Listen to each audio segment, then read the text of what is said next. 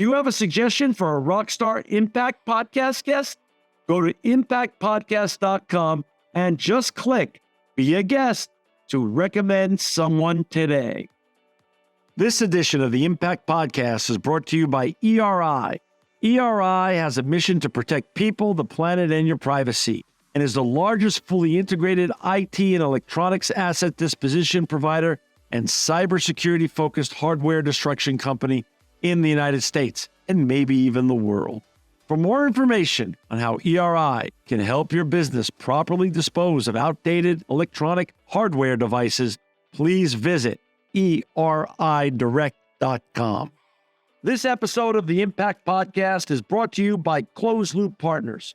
Closed Loop Partners is a leading circular economy investor in the United States with an extensive network of Fortune 500 corporate investors, family offices, institutional investors, industry experts, and impact partners. Closed Loop's platform spans the arc of capital from venture capital to private equity, bridging gaps and fostering synergies to scale the circular economy. To find Closed Loop Partners, please go to www.closedlooppartners.com.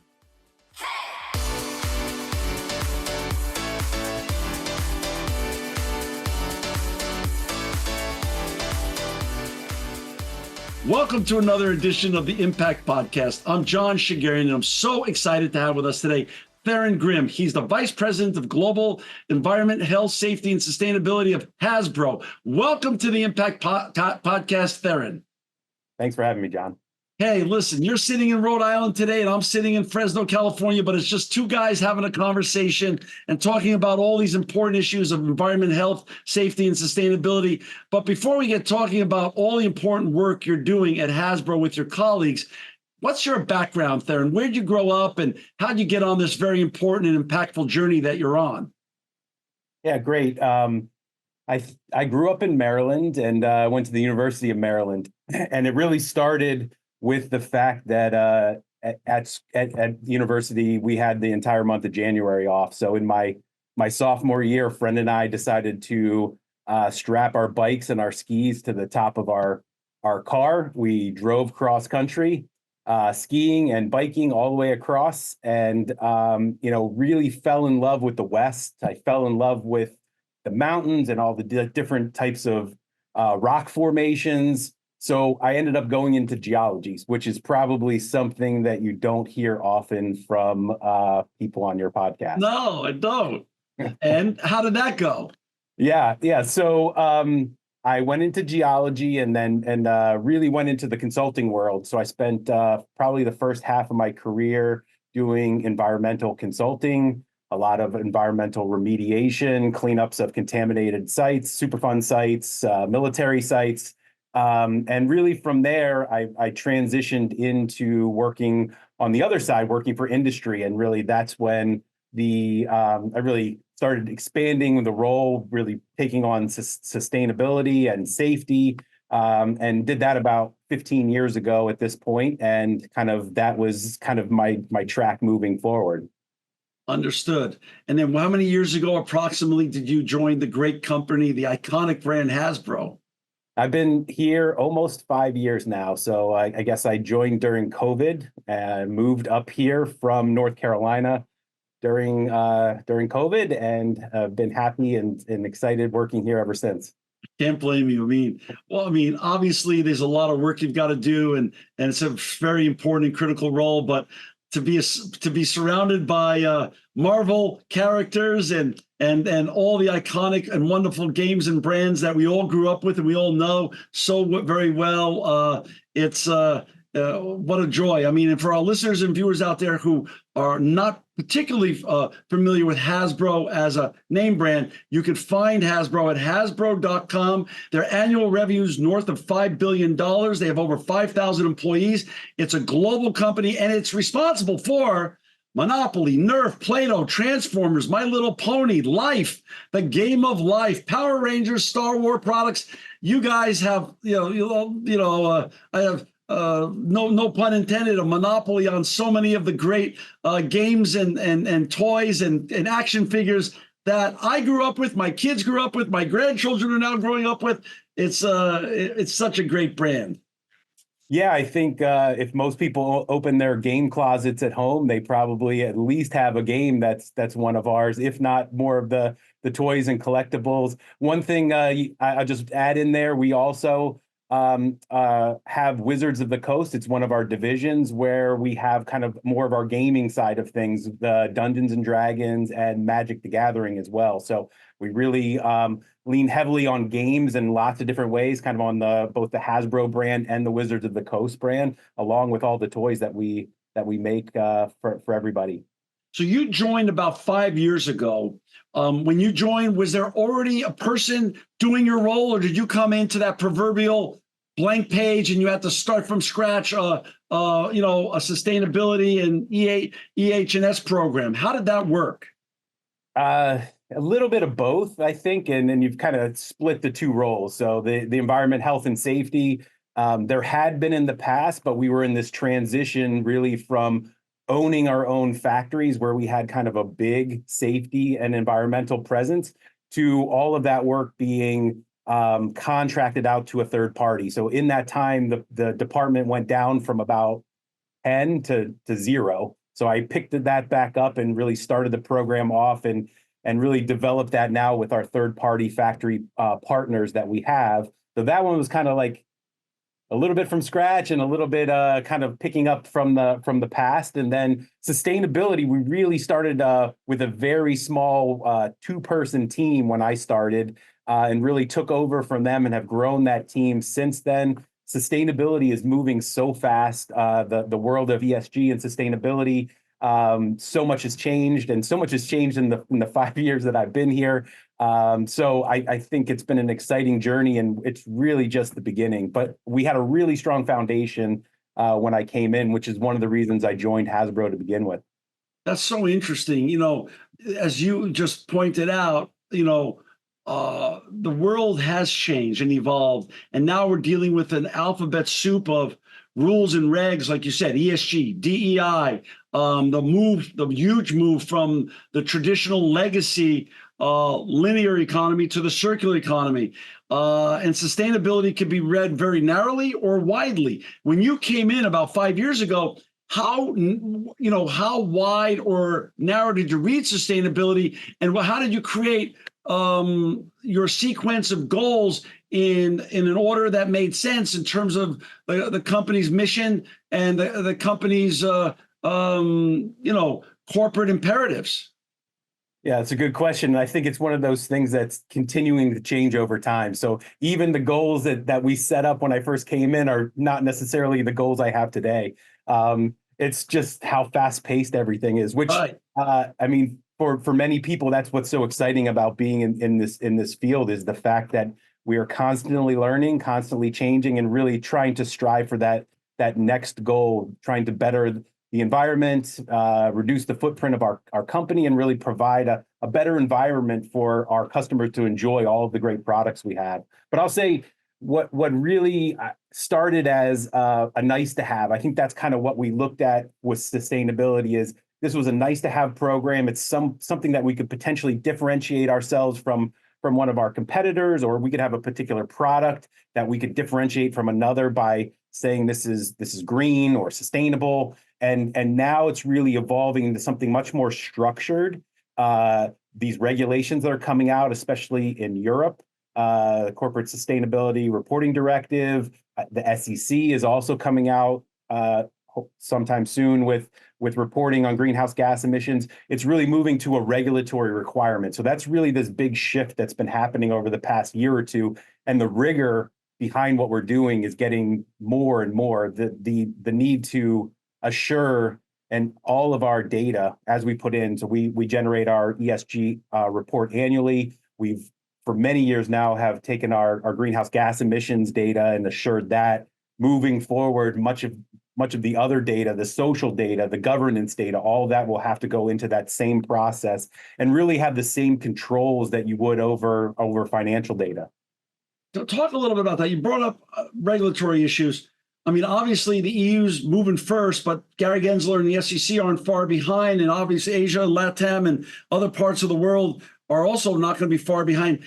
I mean, the patchwork quilt of regs, does that make you nuts? And shouldn't there be some form of harmonization coming down the road that can, not for the fact of just making it easier, just make it more rational for leaders like you to manage global, EH&S and sustainability issues when you have global brands like yours that you need to balance all the interests in and do the right thing, but you can't spend 27 hours a day just on, figuring out the rules and regs in every part of the world.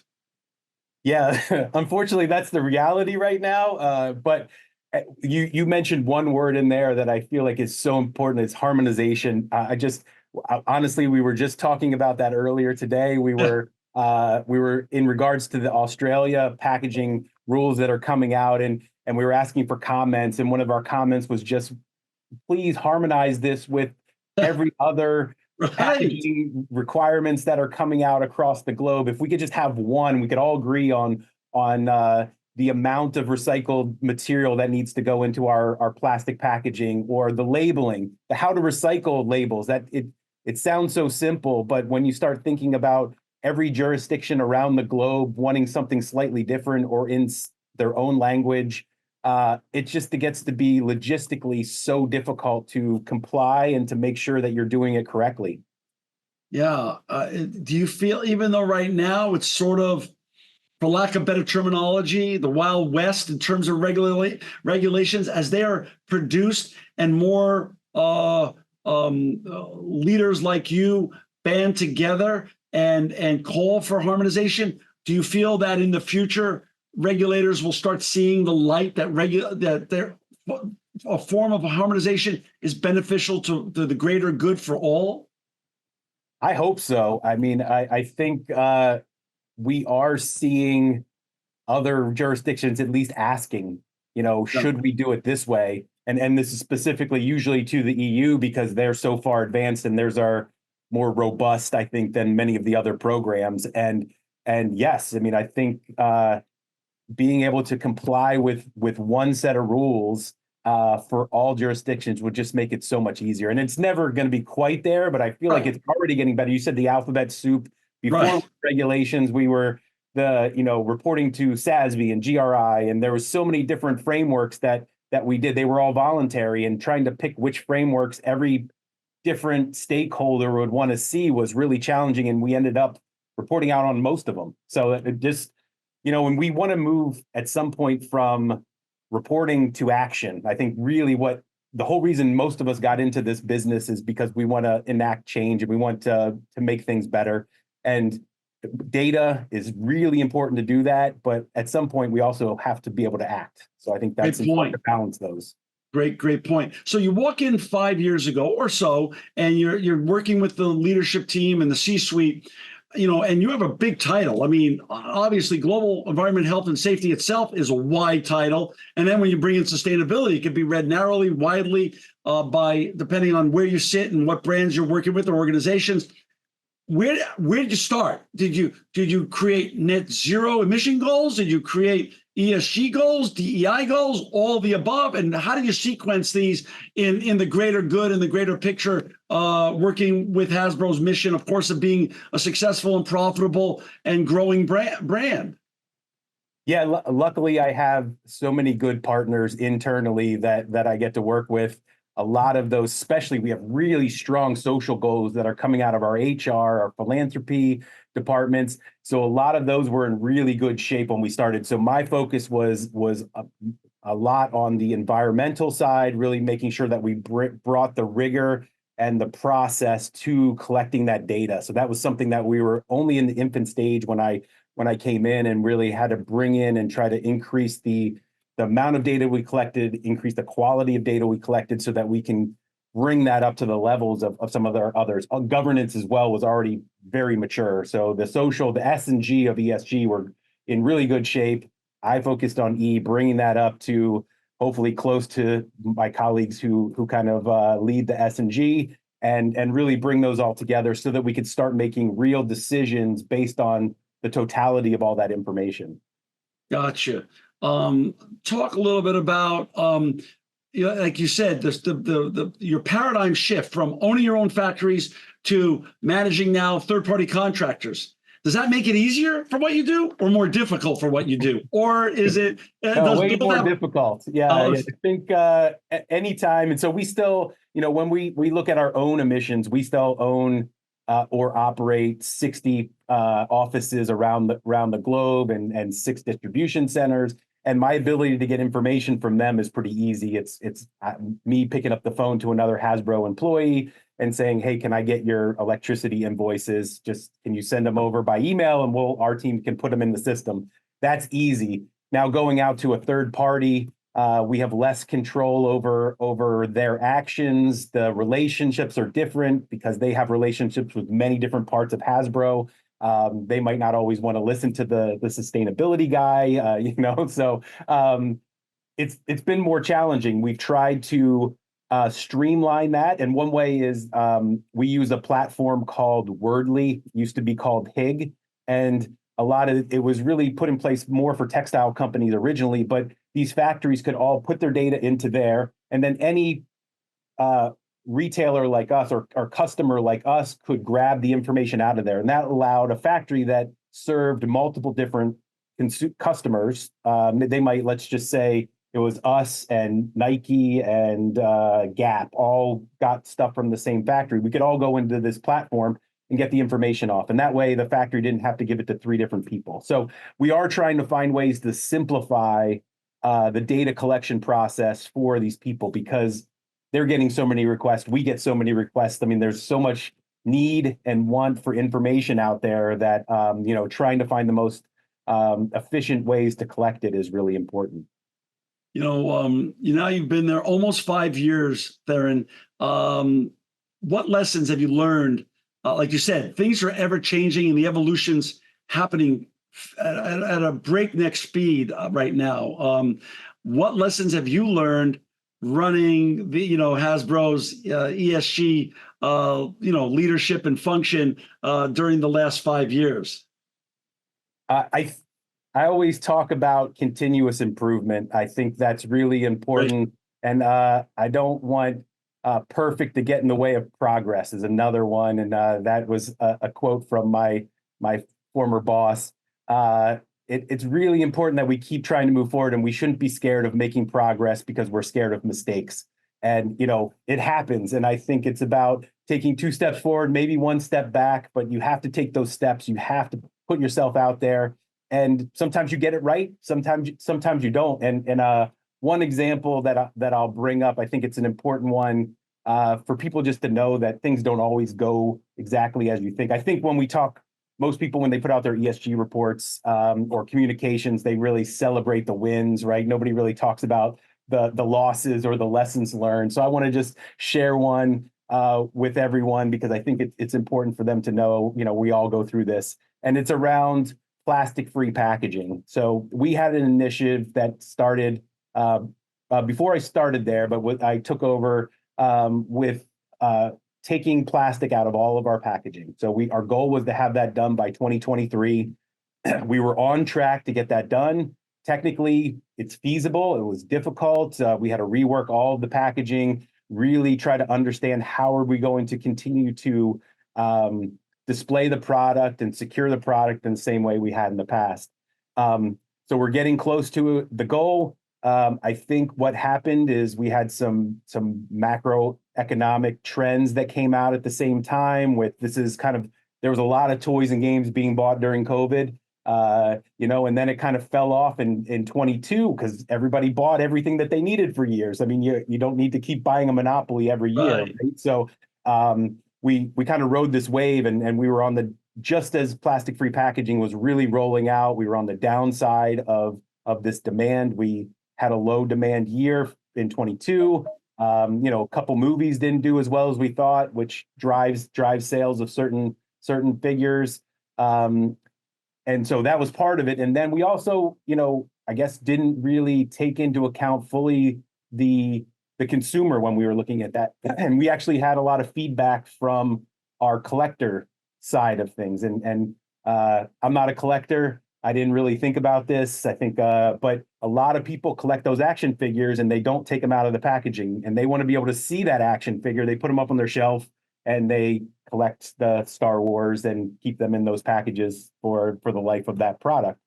So they didn't really like having the product in a package that they couldn't see it. So all those things together, we kind of backtracked a little bit. And so I think it was successful in a way. There's many products that continue to be plastic free that, I think the Play-Doh, when the box that carries the smaller Play-Doh containers can continue to be plastic free. So we've made a lot of progress, but we definitely went backwards on many of the, especially like the action figures, things that would be a collectible. They've gone back to plastic. So that felt like a little bit of a loss. I think we pivoted and tried to figure out what are some other ways that we can enact change or make impacts that will offset that difference. And I think we were able to do that. That's great. For our listeners and viewers who just joined us, we've got Theren Grim with us today. He's the Vice President of Global Environment, Health, Safety, and Sustainability at Hasbro. To find Theren and his colleagues at Hasbro and all the important work they're doing in sustainability and EH&S work, please go to www.hasbro.com. Obviously, one of the key pillars of any good sustainability or EH&S program now is radical transparency, which also includes reporting. Talk a little bit about how over the 5 years you've continued to drive improvements in transparency and reporting at Hasbro across your global network and brand. Yeah, I think putting a process together to really make sure you're collecting appropriate data and then using that data to make decisions is what's really important. And just to kind of tie in that last example I talked about with plastic-free packaging, single-use plastic is something that's talked about all the time. This is a huge topic. We have a lot of stakeholders who are very interested in this. Once we look at our numbers, and this is something we've done now in the past 2 years, we find that, our packaging less than 5% by weight is actually plastic. And our packaging in general is less than 5% of our total greenhouse gas emissions. So is that really where we should be focusing our time and our efforts to enact change and to, ultimately reduce our greenhouse gas emissions? Or is there another place that we could be spending our effort and making a bigger difference? And what we found is, transportation is a significantly larger place that we could be changing. These things aren't always as exciting to talk about to the public, like container efficiency. How many toys and boxes can we fit in a container? And can we increase that to 95% instead of 85%? And that reduces the amount of containers and the amount of shipping. These are all things that we can do and really push change, and probably are a better way to do that other than, focusing in on what is kind of the shiny thing. Well, I'm so glad you said that, because really that's the reality of it. The media, they can't get off of their broken record of one story that the plastic is choking all the dolphins around the world and it's the boogeyman of the environment. But as you said, these very behind the scenes, opaque, non-sexy issues that can move the needle much greater when it comes to reduction of greenhouse gases, which goes to the greater good of the planet, of us trying to cool down this world, such as transportation and logistics. That's everybody's challenge now. And what you're saying makes so much sense, and it's just a great reality check for all of us to have, instead of getting massively hyperbolic all the time about plastic. And by the way, all plastics are not created equal. Much of plastics now that are created are very recyclable. We're in a business that recycles over 95% of our plastics. It's coming, and that world is changing as well. But as you said, there's other important issues to cover. Transportation's a great one, and that I'm so glad you brought that up. Let's change a little bit. I get to be reunited with all your amazing games again, because I have a 4.5-year-old granddaughter. So I've been playing with Play-Doh again and playing Monopoly again. And that's the analog side of your business and your wonderful brands. Talk a little bit about the shift in this world, not just at Hasbro, to digital gaming. How does that affect your brand? And therefore, how does that affect your sustainability and ESG outlook? Yeah, that's a good point. We have trying to capture that shift as well. While we continue to make great toys, and I think there will always be a really important place in a child's development and an adult's entertainment for physical toys and games. Reality is, people spend more and more time on digital devices, and we can take our products and put them into a digital format and allow them to entertain them in a lot of different ways. And we've done that. I think two big examples, we've had really successful partnerships and licensings with other partners this year with Monopoly Go, which is a mobile game, and then also Baldur's Gate 3, which we partnered with Larian Studios. That's a AAA video game. That's a Dungeons and Dragons game. And both of those have been wildly successful over the past year. And so we're really looking to continue that progress in digital gaming. We've invested over $1 billion in 4 AAA video game studios. So we're looking to come out, I think, starting next year with some games that are developed by Hasbro studios to kind of continue that process. But there's definitely been a shift. We do a lot of our work with Dungeons and Dragons and Magic the Gathering. Those are games that traditionally have been played in person. If you don't know, Magic the Gathering are kind of cards. And then, I think a lot of people have been reintroduced to Dungeons and Dragons through Stranger Things. So again, something that you usually do in person. But I think even during COVID, one of the great things, like my son, he played Dungeons and Dragons with his friends back in North Carolina. He was able to do that online and play. So it was a great way to connect. And they've kind of capitalized on that. And now there's some digital platforms where people can get together and play Magic and Dungeons and Dragons online, which is great. So then in addition to the video games, it allows people to connect personally as well, still doing those games. And it kind of eliminates the distance between people who live across the country. It bears noting that you produce every year an ESG, Hasbro ESG report, correct? Yes. And it lives in perpetuity on Hasbro.com's website. Yes. So talk a little bit about some of the things that you're the most proud of as you evolve that ESG report in terms of your ESG net zero and your other goals that are all encapsulated within those important topics. Yeah, and I in order to find it, Hasbro ESG report on Google, it'll pop right up. You'll go right to the site. You can click on every year is there, with our most recent one being for fiscal year 2023. We have a lot of information in there. We're really proud of that report. I have a great team who puts that together every year. Science-based targets is something that we put into place in 2022. And those we have for both scopes 1 and 2, which are the emissions that we have from our own operations, and then scope 3, which is our supply chain. We have it's respectively 47 and 42% reductions by 2030, and then we've also set those net zero goals, which are for 2050. We are now in the process of continuing to back all that up with plans. How are we actually going to get there, right? That's the important thing, not just to commit to it, but actually to have a plan. We're hoping to roll out that plan early next year. And we're kind of doing that in conjunction with all of the mandatory reporting coming out of Europe. We're going to be subject to that in 2026 on 25 data. So we've been focusing a lot this year on getting ready for CSRD reporting, making sure we're going to start collecting that data next year. And then all of that will be incorporated into how our plan kind of comes together finally. And we're hoping to have that out about the same time as our annual report next year, which will be in Q2, hopefully May of next year. So look forward to 24 report coming soon.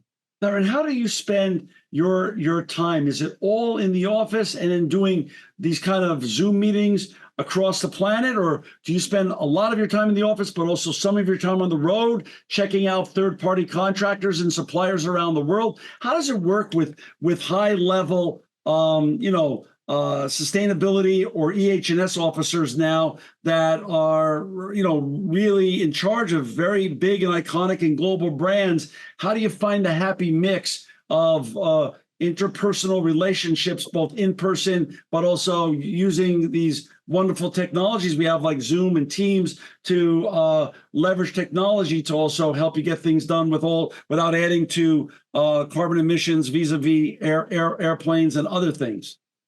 Yeah, that's my excuse not to travel, right? I'm saving the environment. Exactly. I love No, it. I do. I mean, and obviously everybody knows this Yeah. huge shift after COVID to Yeah. using online tools.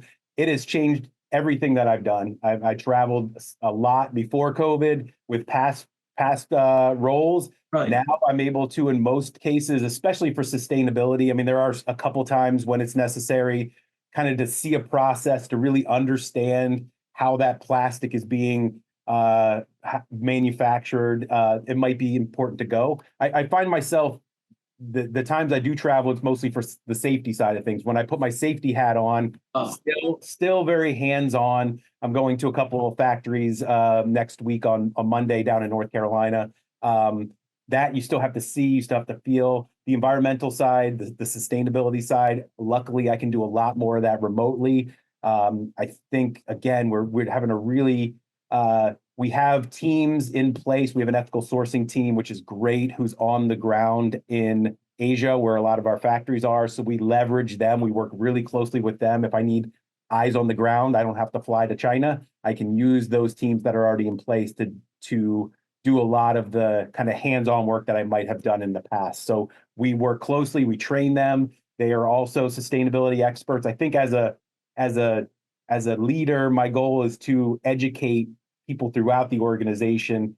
It's the same with safety, right? I mean, a really good operating safety program or sustainability program is one that is not people coming and asking me questions. They should be able to do a lot of these things themselves. I want to empower people to make decisions, a sustainable decision or a safety decision on their own. So education, really trying to help people along the way to make the whole organization something that has that culture embedded in it.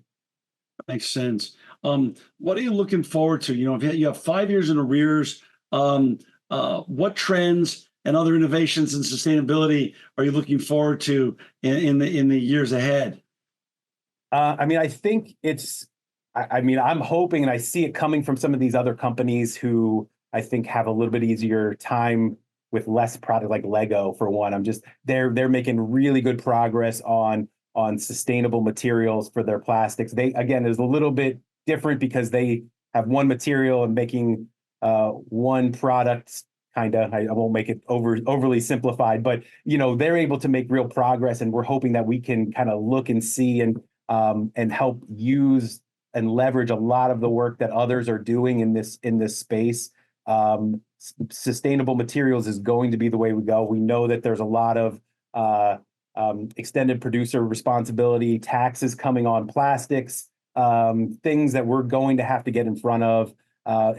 Just the innovation, how fast things are changing is really exciting, I think, to be part of. A lot of OEMs now, 20 years ago, sustainability was nice to them, but wasn't a moral or corporate imperative. It now is. And they've created divisions inside their company called Design for Sustainability or something close to that. Is that something that's a subset of what you do in terms of Design for Sustainability? Is there a little Design for Sustainability tucked into the business division that you run?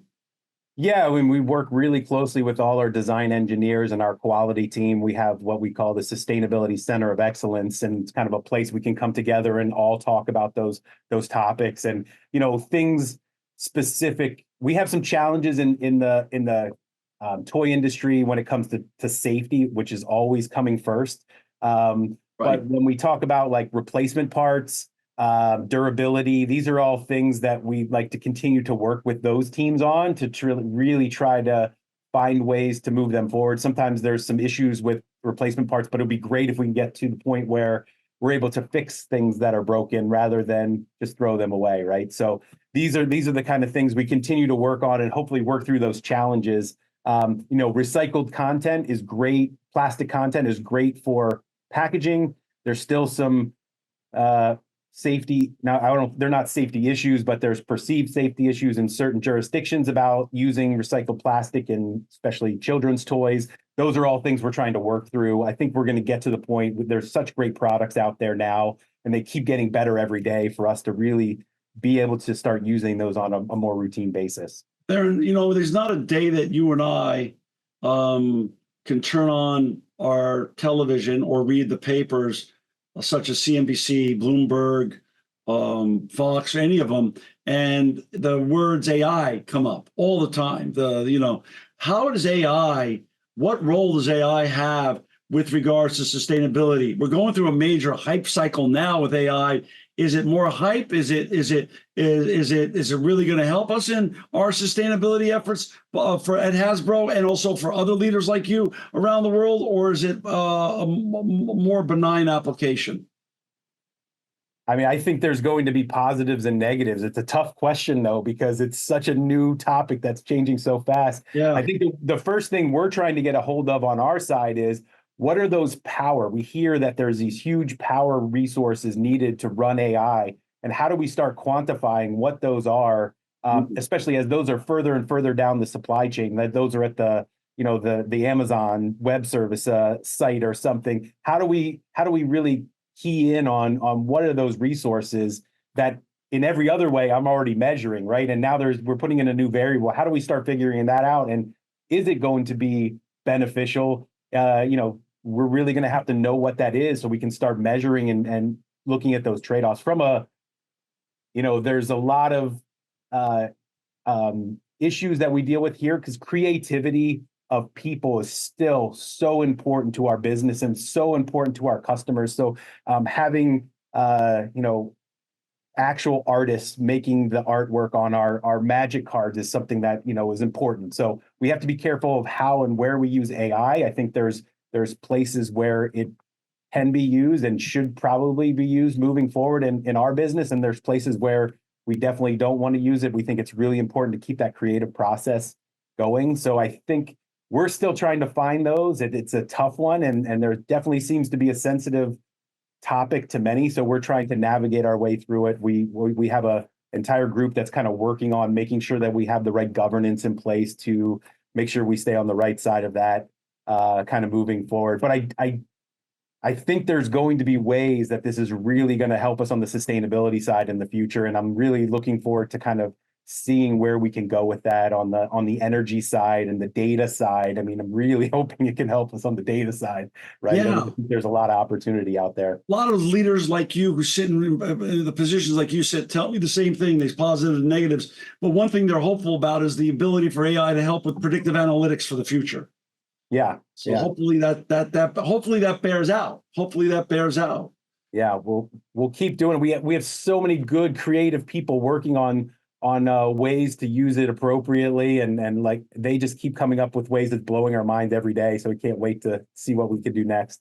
Well, Theren, thank you so much for your time today. For our listeners and viewers, to find Theren and his colleagues at Hasbro in sustainability and to find all the important and great work they're doing, please go to www.hasbro.com. Theren Grim, thanks again, not only for your time today, but more importantly, for the work you and your colleagues are doing at Hasbro to make the world a better place. Great. Thanks, John. This edition of the Impact Podcast is brought to you by Engage. Engage is a digital booking platform revolutionizing the talent booking industry. With thousands of athletes, celebrities, entrepreneurs, and business leaders, Engage is the go-to spot for booking talent, for speeches, custom experiences, live streams, and much more. For more information on Engage or to book talent today, visit letsengage.com. This edition of the Impact Podcast is brought to you by ERI. ERI has a mission to protect people, the planet, and your privacy, and is the largest fully integrated IT and electronics asset disposition provider and cybersecurity-focused hardware destruction company in the United States, and maybe even the world.